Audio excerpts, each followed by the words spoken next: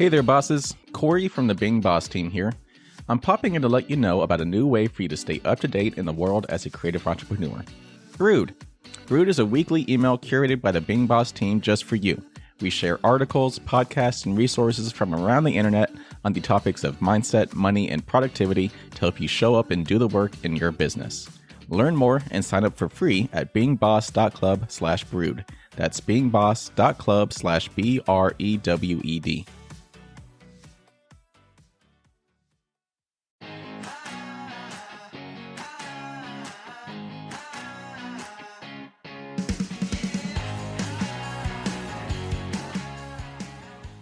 Whether you're a solopreneur and want to be so forever, or you're an entrepreneur looking to build a large company, or literally anything in between, it's likely you want to build a strong business, right?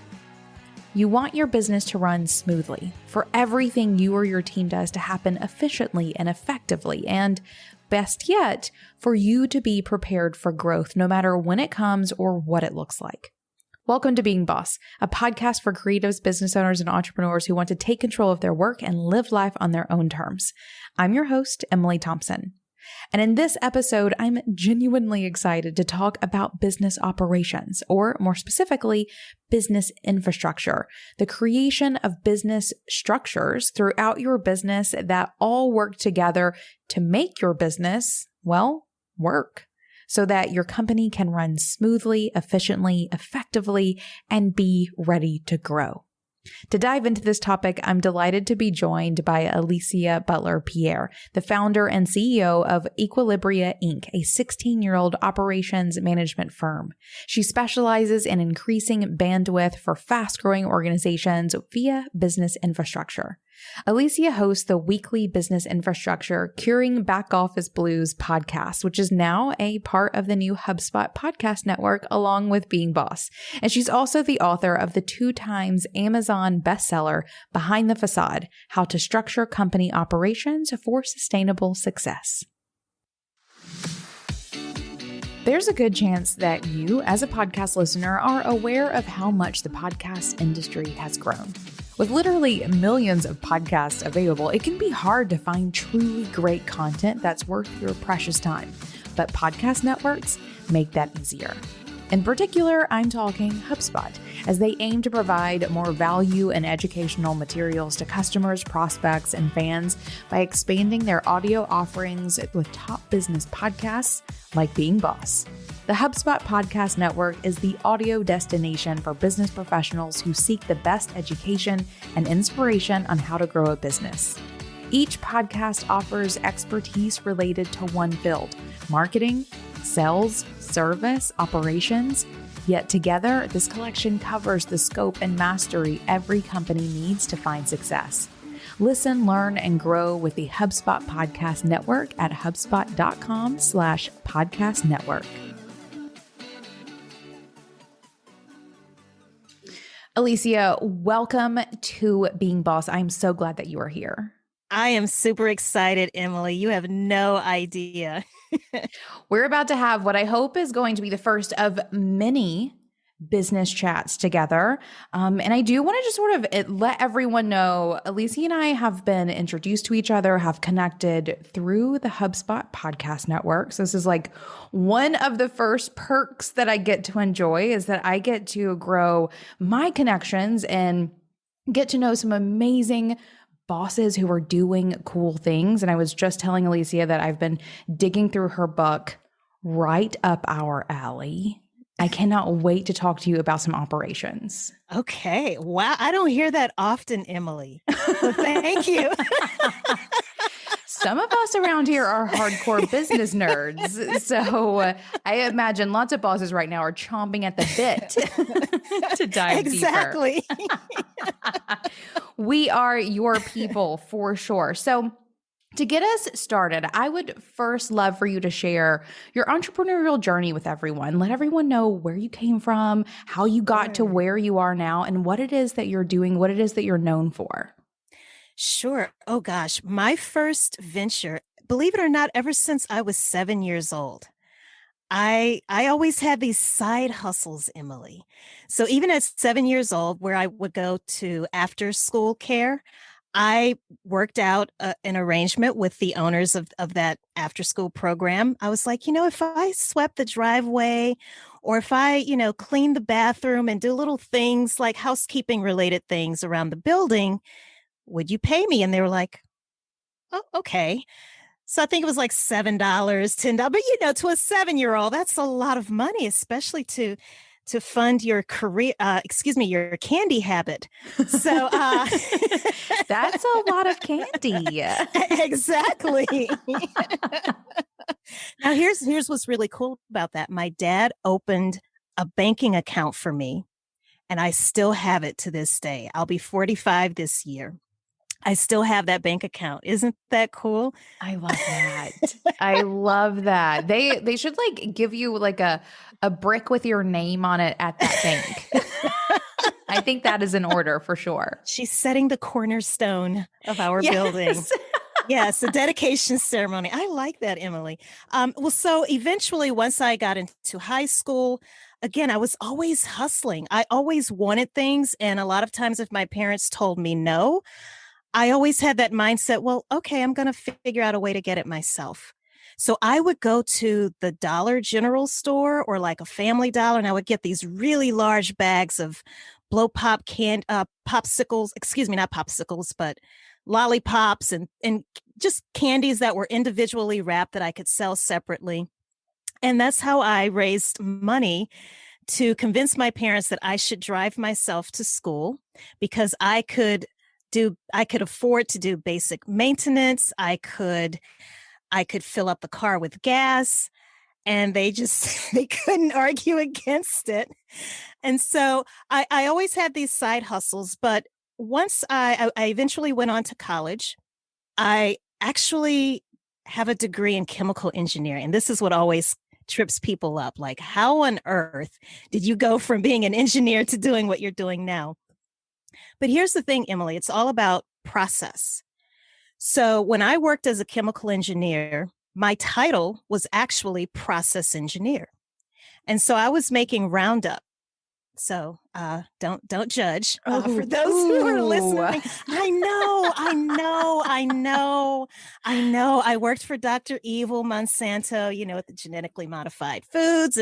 But hey, in my defense, I was very young. I didn't know things. And that's when I learned very quickly the dangers of being in a silo. Because I was in a silo. I didn't know what was going on at the rest of this company. I didn't know what was going on in other parts of the world where they had locations. But suffice it to say, working as a process engineer, whenever we made a particular batch of Roundup, for example, if it did not meet the specifications before it was actually placed onto the shelves in stores like Home Depot and Lowe's, I, as the process engineer, had to figure out, well, what went wrong in the process of making that particular batch of Roundup to cause it to not meet the specification. So it's process engineering at its core, but in a manufacturing capacity. Something else very critical happened to me, Emily, during the time that I was working as an engineer there. Every business unit was assigned an accountant. And that accountant would come and visit with that team every month. And that person would bring all kinds of reports. They'd have this meeting with you and your team. And I have to be honest with you, it was as though they were speaking another language. I went to school to become an engineer. I didn't understand, EBITDA and expenses and assets and liabilities and balance sheets and all that kind of stuff. So I decided I needed to go back to business school because I didn't understand or appreciate the business decisions that were driving the production goals that they were mandating. I just knew I was given orders every day. Okay, this is what I need to do from an engineering perspective to meet and accomplish that goal. But I didn't have an appreciation for, at a business level, what's driving those decisions. So I went back to business school, and I have to tell you, that's when everything literally changed. because I no longer saw anything the same anymore. I would pay attention to the colors that were being used. Let's say I clearly remember one day walking inside of a Target, and I paid attention to the logo. I paid attention to the design inside the building, the layout. I paid attention to the uniforms that the employees were wearing, their customer service, everything. And when I realized that I did not want to be an engineer for the rest of my career, that I wanted to go into business. I didn't think I was going to start my own business. I would always have a side hustle, because even by that point, the hustle never goes away, right? It never dies. So my side hustle, while I was working as an engineer, I actually started investing in real estate property. So investment properties. And so I had a couple of those under my belt by the time I was about 27. And so I was doing well, Emily. And then I had this scary idea that I needed to leave it all, relocate to a city where I knew one person, which is Atlanta, Georgia. And I quit my job and ventured into the unknown. And that was in early 2005. And as fate would have it, 6 months later, Hurricane Katrina hit New Orleans. So that's where I was working. I'm now in Atlanta, Georgia. I'm thinking, oh, this is the land of Coca-Cola and Delta Airline and Home Depot and Chick-fil-A, right? Who wouldn't want to hire me? But guess what? There are a lot of really smart, talented people. So there was nothing special or spectacular about me. And after about 60 days of doing what seemed to be endless, fruitless job searching, I decided, for the same amount of time, effort, and energy that I'm spending looking for a job, working for someone else, I could redirect that same time, effort, and energy into creating an opportunity for myself. Yes. And that's when my company, Equilibria, came about. And I've been listening to your show, and one of the episodes that's really stood out for me, I guess because I resonated with that guest so much, was Mary Williams, I believe. I think she was also talked a lot about organizing and systems and project management. And I was thinking, oh my gosh, that was me. I started my company, believe it or not, as a professional organizing company. Yes. For individuals or for businesses? For individuals. Wow. So here's what happened, Emily. You know how the universe has a way of nudging you? Yeah. And it could be that it could be a conversation that you have with someone. It could be documentaries that you watch, another podcast that you listen to. In other words, there are all of these different mediums through which you are receiving pretty much the same message. And that message that I kept receiving was, you know what? We're all blessed with natural skills, talents, and abilities.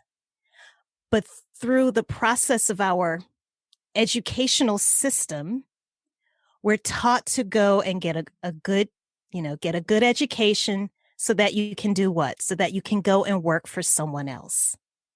But what I was receiving at this moment in my life, Emily, was, no, you've already got it. There's something inside of you. You've always hustled. You know how to make money. Why don't you create your own opportunity? And better yet, what is it that you're really good at that you could just spend hours and hours and hours a day working on, and it wouldn't even bother you?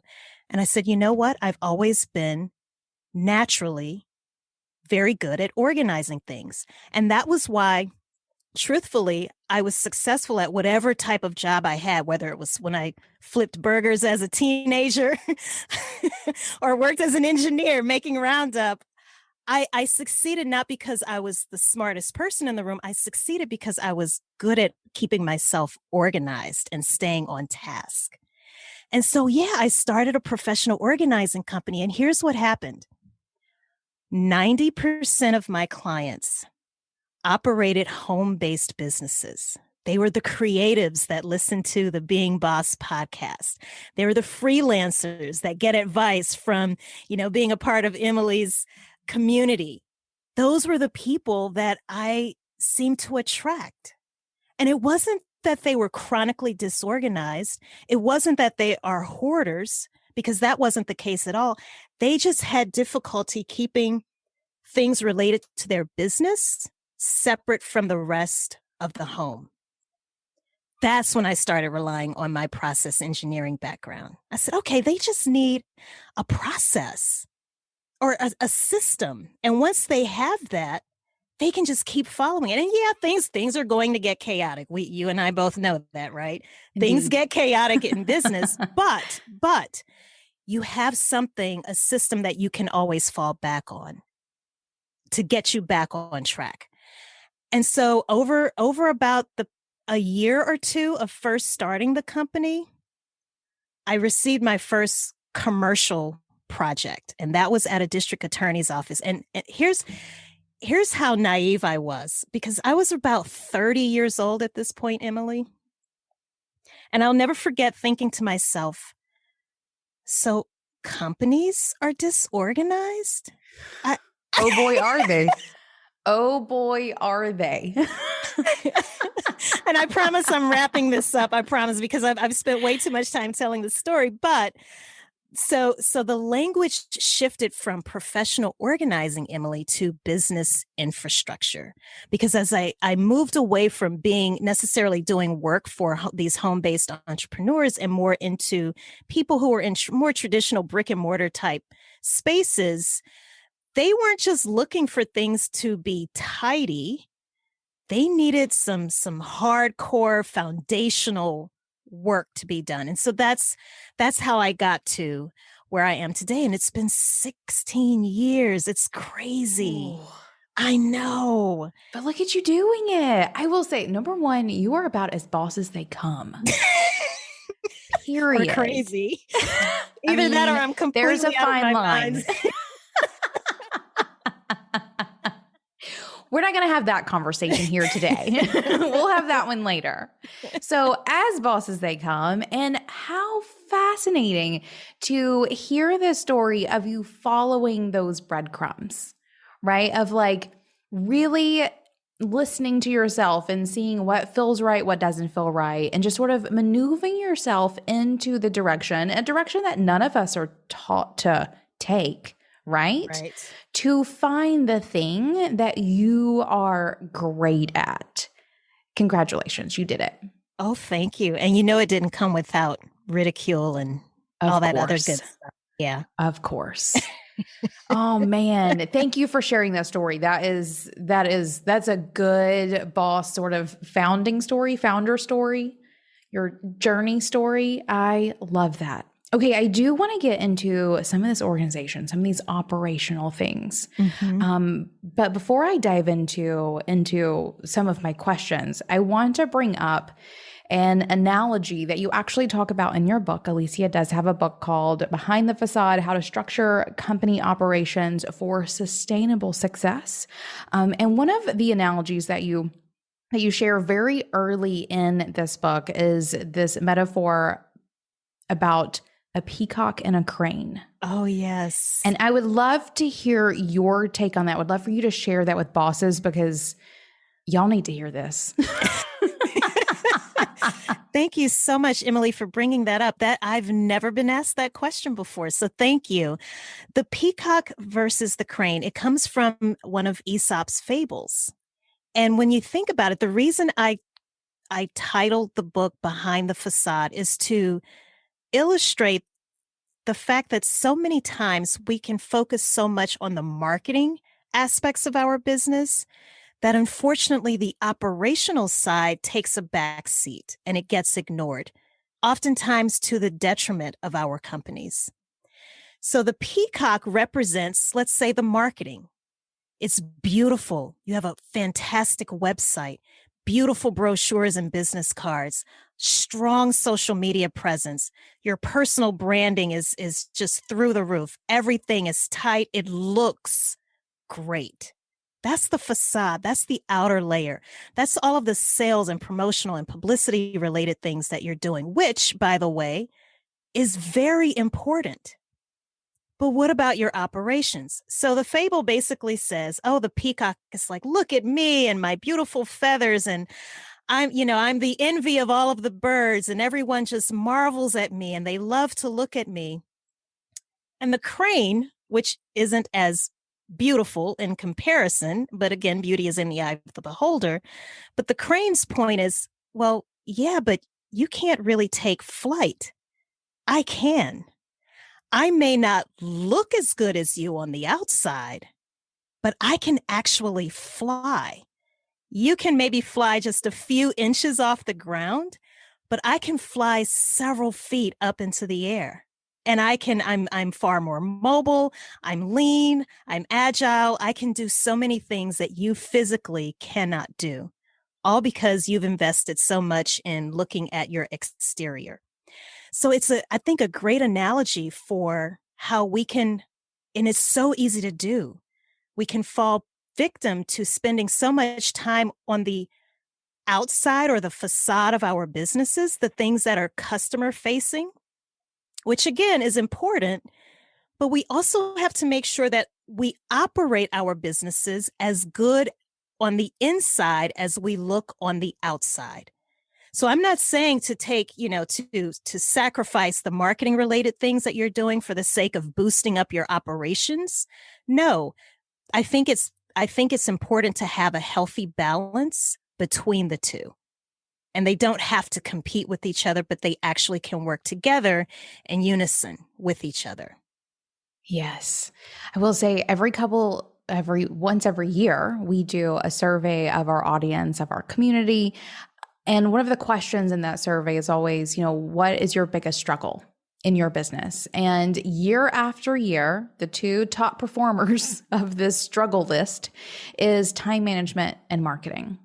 And if you come to any of the Monday meetups in the community or any of our events, like everyone's talking about social media. All of our best podcast episodes have the word Instagram in them.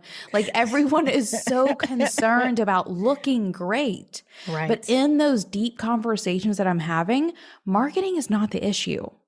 Your basic business functions aren't working in a way that garnishes you all of the business success that comes before you get to marketing, right? It's performing so great for your clients that they are your marketing, all of the word of mouth marketing that comes out of those relationships.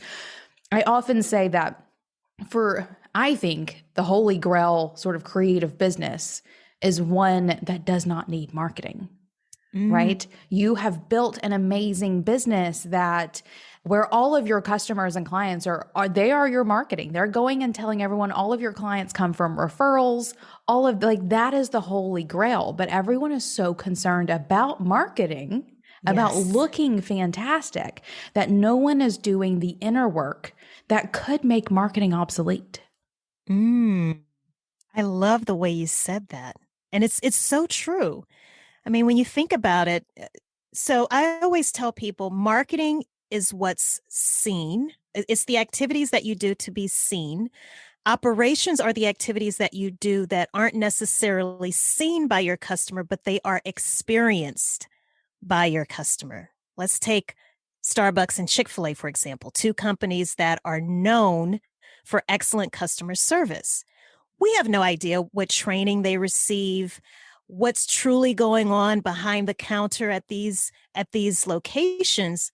But as customers, we know what to expect. Whether we go where you are in Chattanooga, where I am in Atlanta, New York, Hong Kong, New Delhi, wherever there's a Starbucks or a Chick-fil-A, we know to expect the same experience.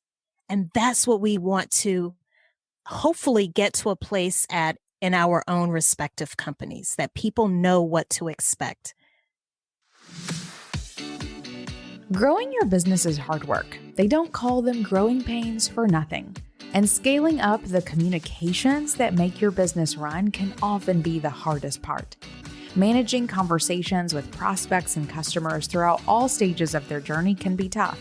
Information can get lost. Add team members, and the problem gets more complex. With HubSpot's CRM platform, features like live chat, email templates, and more, you get a unified system of record that allows you and your team the ability to create a better customer experience without missing a beat. You can install live chat on your website, send marketing emails, allow prospects to book meetings, and more. And it all lives in one place. Learn more about how to scale your business without scaling complexity at hubspot.com. As a business owner, it is incredibly important for you to have your money systems in order, from how to collect it to how to track it and how you use it. I mean, it is the management of money that is at the heart of running a business, which is why we love FreshBooks for boss businesses like yours. Whether you're a freelancer, a solopreneur, or a business with employees or contractors, FreshBooks is a cloud accounting software that will help you get your invoicing, expenses, time tracking, and payments in order. Go to freshbooks.com/beingboss and enter Being Boss in the How Did You Hear About Us section. So then how do we refocus inward on our business? Think about the experience that we're giving, not necessarily what we look like. How do we get started with that? If that's something especially that we've never really thought of before. Yes. So I have a framework. I refer to this as business infrastructure. And what I mean when I say business infrastructure is a system for linking the people, the processes, and the tools and technologies that are needed to set a solid operational foundation across your entire company. We aren't just talking about one department or a couple of departments, your entire organization. Because once you have that foundation in place, then you can just continue building upon that.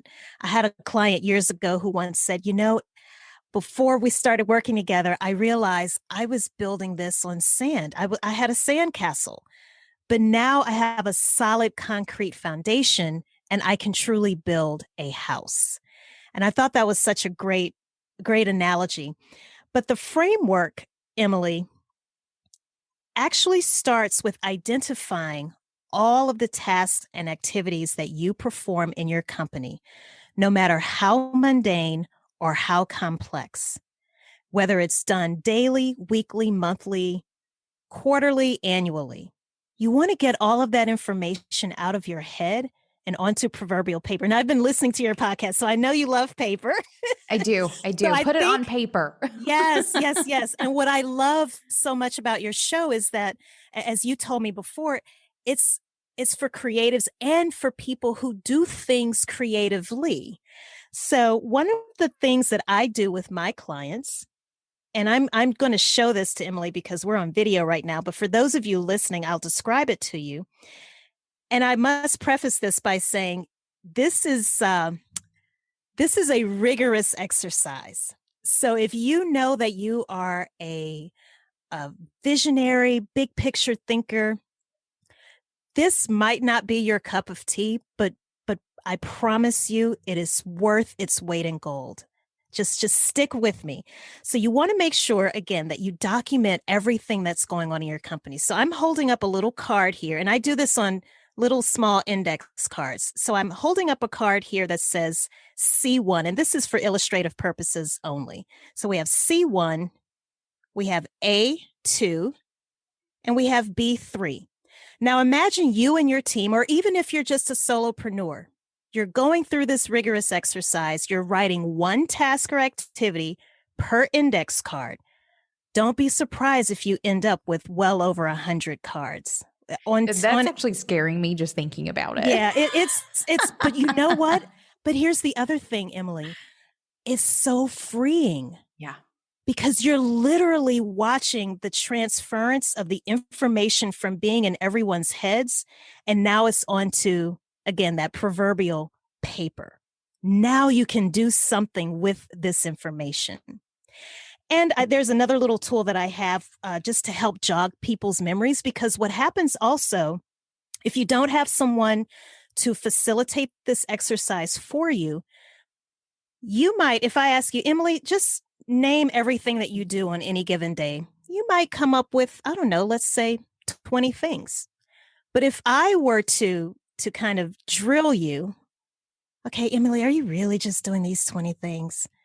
It's more like 60, so, but because you're doing it every day and you know it like the back of your hand, you don't think twice about it, right?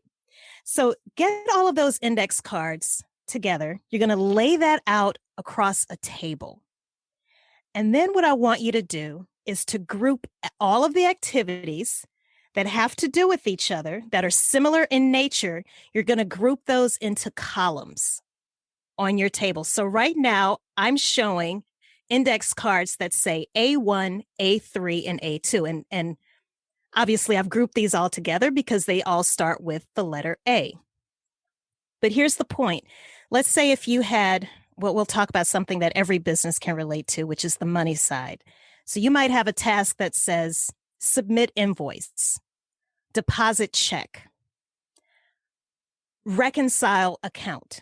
You might look at those three activities and say, well, you know what? These all have to do with each other.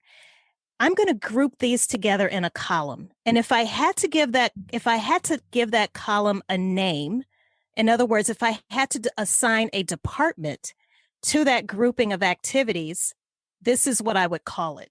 So you might call that your accounting department, your finance department, accounts payable, accounts receivable, whatever you want to call it.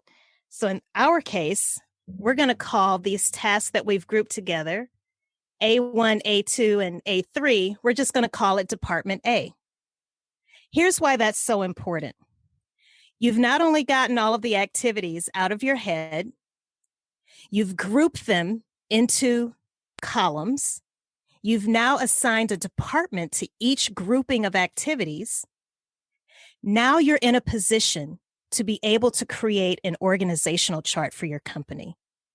And let me tell you, that is so important because your organizational chart is really like a vision board for your company. Now, some of you who are listening might be thinking, I don't want to do all of that. Oh my gosh, are you kidding me, Alicia? Here's another cool thing about knowing which departments make up your company. That serves as a foundation for how you organize your paper records. It serves as a foundation for how you organize your information electronically. I know you use Asana. So even when you go into Asana, this is how you can start to categorize the different types of projects that you have going on within each of those different departments. Even with HubSpot, what we do is we have all of our contacts. They're all categorized according to the department that we think they would fit under.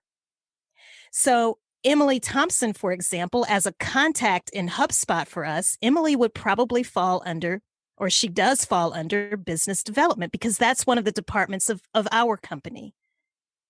We have marketing, we have operations, we have HR, IT, legal compliance, so forth and so on. Now, once you have, and please tell me when you want me to stop, Emily. No, you're doing it. I love this. Okay, so once you have all of your departments and you know all of the activities associated with each department, there's one more really cool thing. I think you're going to really like this, Emily. These are some stick figures. Oh my goodness. These are adorable, guys. I have these laminated stick figures. They look like kind of like gingerbread men. They're laminated. And here's the cool thing. Again, we have all of these tasks spread out into columns on a table.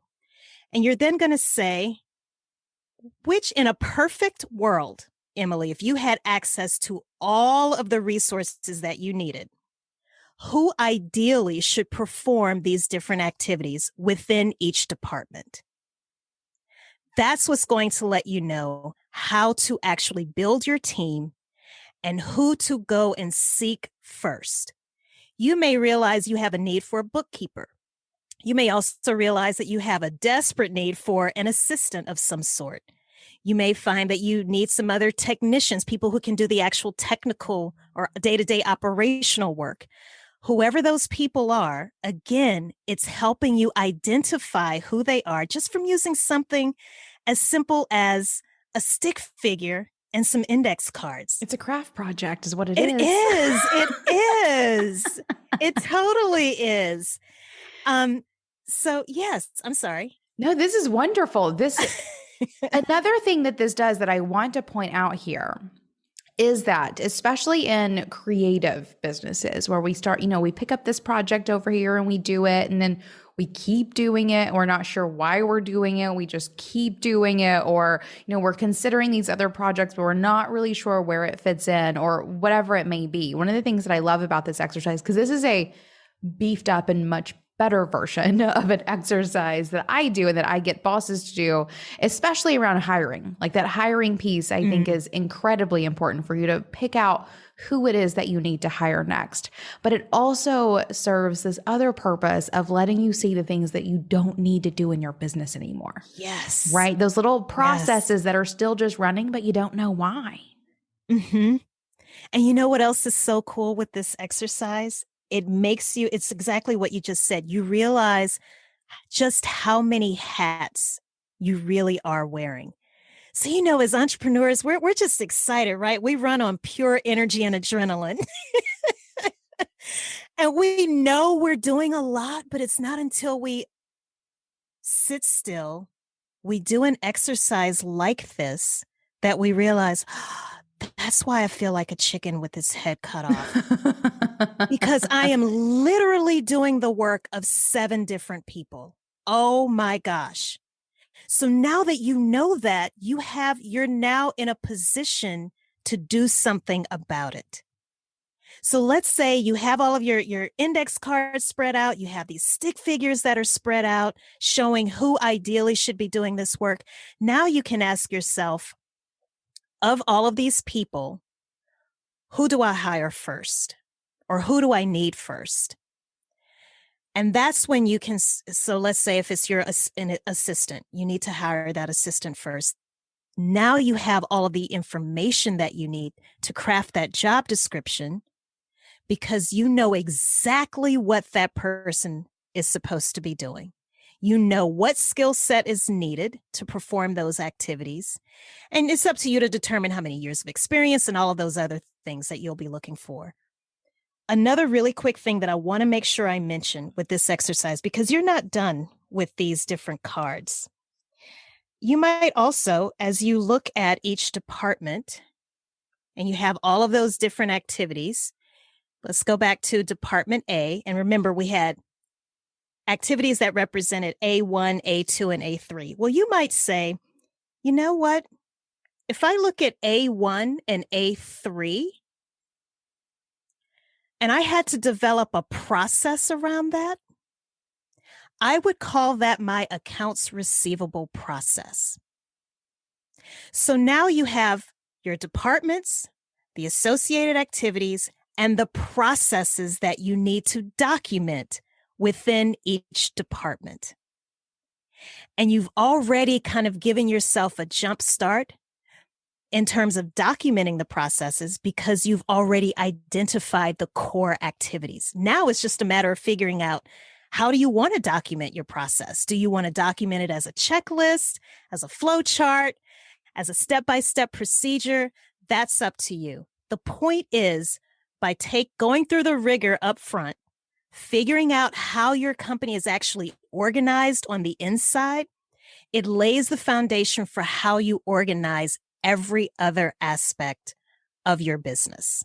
So again, whether you're talking about the way you do your record keeping, the way you organize your contacts, the way you and we can talk about tools later, but the way you use and leverage certain technologies, it helps to always have that as a starting point, so that you aren't starting from scratch every single time.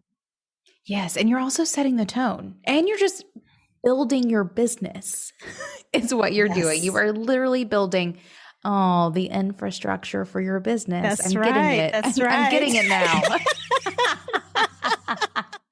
I love this. Okay.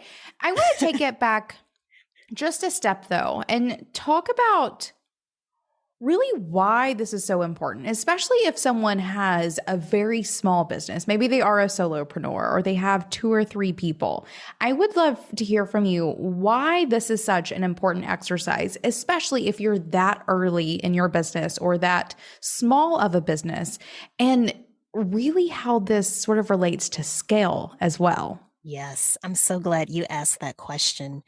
Whenever people ask me, who do you work with? I always say fast growing companies. And the reason is because, Emily, that's when people realize why operations, unfortunately, is so important. It takes them having to experience the pain of fast, unmanageable growth before they realize why the stuff we're talking about is so important. So if you wanted to be more proactive and start to get some of these things in place now, the reason it's important is because let's reflect back on what we talked about earlier regarding marketing. You're out there, you're marketing, you're getting interviewed on TV shows, podcasts, radio shows. You have these advertisements that you're doing. You're out there. Well, what happens once you start to achieve a return on investment in those marketing and advertising activities? Now you have customers beating down your door. You have a very different type of problem now. You go from not having enough customers to potentially having too many. And if you don't have the infrastructure in place to support that demand, your business will implode. There's too many examples of this happening. There's countless examples, and it's preventable. I read an article very, very recently about this famous ice cream shop in Brooklyn, New York. And they worked really hard, had a great reputation locally, had been around for years. And they got a contract with Disney. And they could not meet the demand. And sadly, they closed their doors. But could you imagine? You do all of that work. You work so hard to build your reputation. You have this fan base, this community, and then you get this multi-million-dollar contract from a company like Disney, and you can't meet the demand. How tragic is that? Isn't it though? And I feel like there are lots of cautionary tales like this. You've heard of people who, get named one of Oprah's favorite things, and that exposure puts them out of business. Yes. Or same thing with Shark Tank. People will go on there, get that exposure, they get put out of business. Yes. This is not an uncommon thing, unfortunately. Yes. Correct. So true. And a lot of those shows will warn you before you even go onto those shows. Can your website, for example, handle the traffic? I mean, think about what happened when, I think it was when the Obamacare first happened, remember? And everybody was trying to go to the website and it crashed. It was just a mess. Well, imagine the same thing happening to you, maybe on a much smaller scale, but still, if you get showcased on a very popular TV show, because TV is still a very powerful medium, and all of a sudden people are rushing to your website, and they're trying to do business with you, but your website crashes. Yeah. Or your, customer support team can't support the feedback, or your shipping department can't ship out the things, whatever it may be. I've definitely heard of so many scenarios, and not even Oprah's favorite things, but like you said, a TV spot, like you mentioned on the news, right? Yes. You have an article in the newspaper, like the kinds of things that can and should happen if you are showing up and doing really great work. Your business has to be prepared for those things. And it sounds like operations is the magic bullet. That's right. So show it some love. So then I would love to hear from you then, if you have seen anything that is common where business owners are standing in their own way of this. Like, what sort of things do we need to overcome to get in the space where we are either thinking about this, which is step number one, or actually like becoming aware of it, and then I think implementing it? Because I think it's like those three things, right? Like you have to know that it's important. You have to actually do the work of making all the note cards, but then even the note cards aren't the last step, right? You have to actually like make it work in your business. So what sort of things do you find business owners doing or not doing that stands in their way of actually making this work for them? Trying to be a perfectionist, number one. It will never Raise your hand. It will never be perfect. Yeah. You have to be okay with it's good enough. Yep. But the spirit of continuous improvement, I do think, is healthy, but realize you will never, ever truly attain perfection. There's always going to be room for improvement, always. The second thing I would say, Emily, is delegation. It's your baby, especially as creatives. You work hard, and this is literally the output or the result of your creativity. So no one else can do it like you can, right? And we really start to convince ourselves of that. And in some cases, depending on, not everybody is Rembrandt, for example. Not everyone is going to do that. But even think about this. Think about this, everyone who's listening. Even with artists, they have understudies, right? So they're Michelangelo and Da Vinci, those guys, they weren't cranking out every single thing. They had understudies that they taught. They had their apprentices. They became the master teachers of their craft. So figure out how to delegate, because if you are serious about taking your company to the next level, because not everybody wants to grow past the solopreneur stage, and that's okay.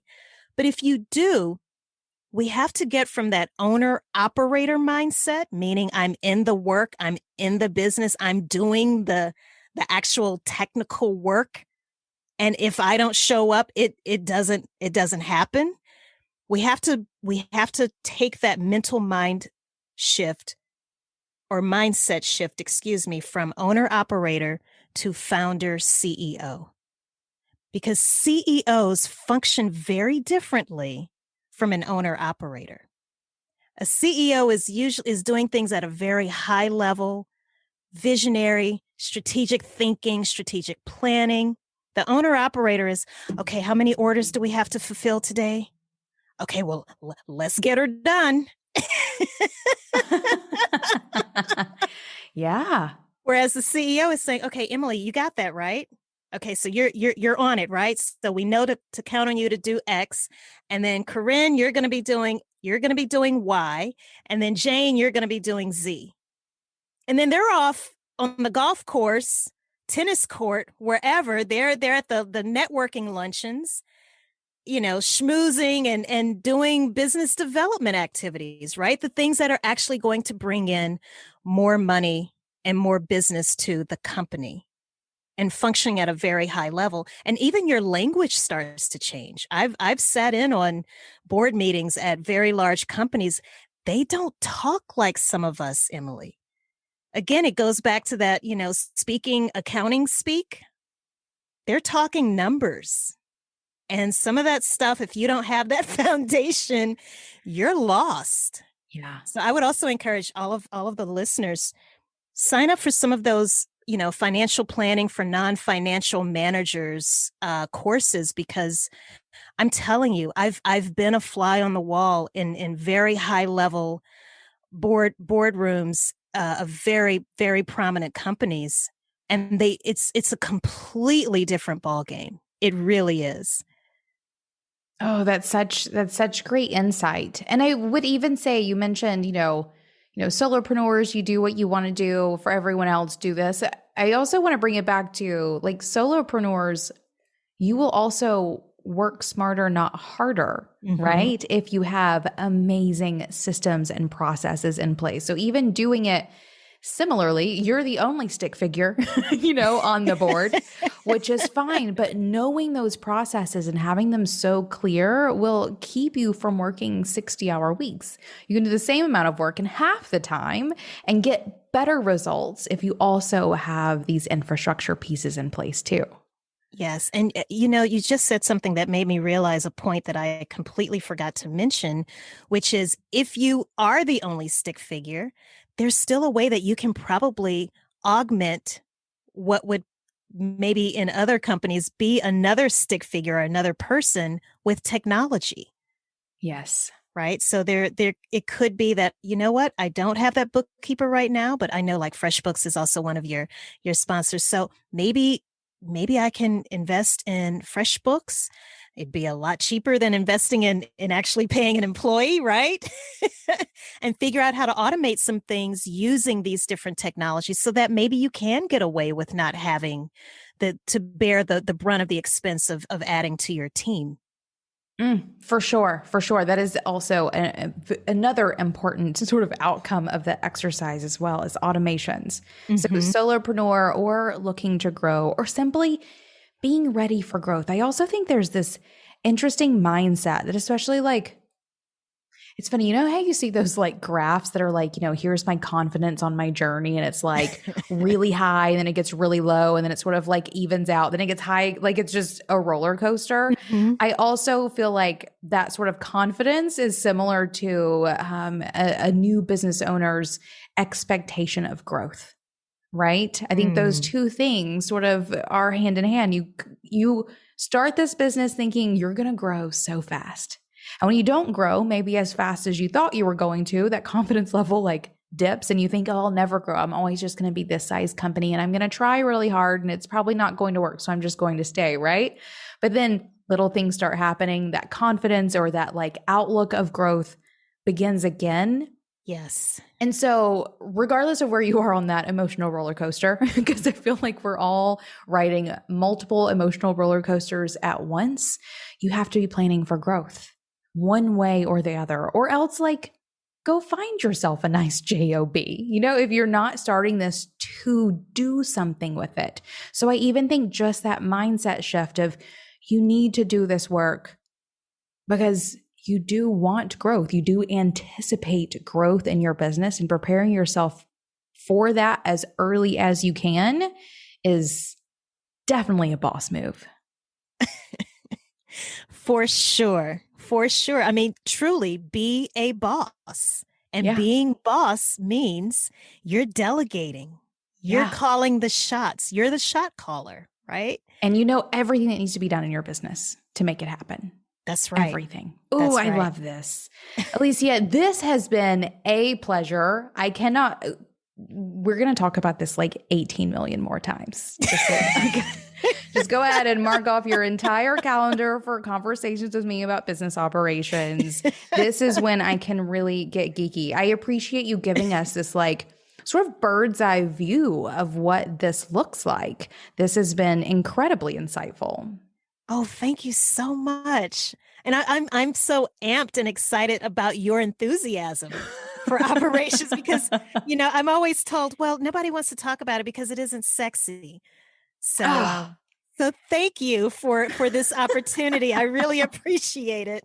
My pleasure. My pleasure. Will you please tell our listeners where they can find you around the interwebs? Sure. Well, if they want to know more about my company, that website is eqbsystems.com. So it's Equilibria, but people have trouble spelling Equilibria. So eqbsystems.com. If you want to know more about me, the best place to go is Alicia Butler Pierre.com. And when you get there, you'll see more information about the book, my podcast, which is the Business Infrastructure Podcast, as well as the consulting work that I do. And links to all of my social profiles are there as well. Perfect. And I have one more question for you. Okay. This is my sneak attack. I hope you're ready for this. Okay. What makes you feel most boss?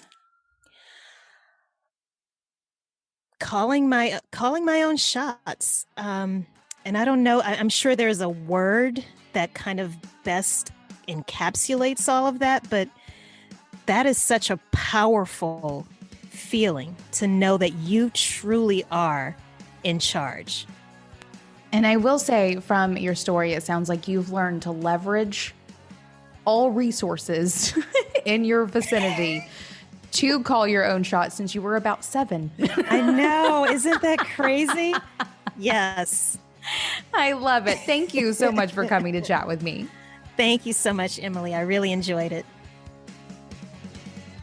So did you feel personally seen when it came up that delegating is what holds most businesses back from building a strong, scalable business? Well, in my experience, it's just as much getting over the hurdle of the technical side of hiring as it is having someone else in your business.